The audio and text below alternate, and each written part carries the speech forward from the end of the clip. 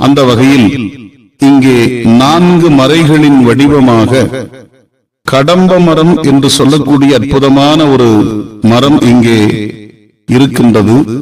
அந்த மரம் 4 மறைகளின் வடிவமாக இறைவனை தவம் செய்யக்கூடிய நிலையிலும், இங்கே ஞான தீர்த்தம் என்று சொல்லக்கூடிய சுனை மலையின் மேலே இருக்கக்கூடிய அற்புதமான ஒரு நீர்நிலை.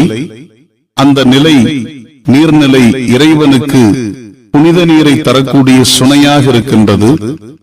அதோடு மகாவிஷ்ணுவாகிய திருமால் எல்லாம் வல்ல பரம்பொருளாகிய சிவபெருமானை நோக்கி தவம் செய்து சிவதீக்கை பெற்ற ஒரு ஞான மண்ணாக இம்மண் விளங்குகின்றது.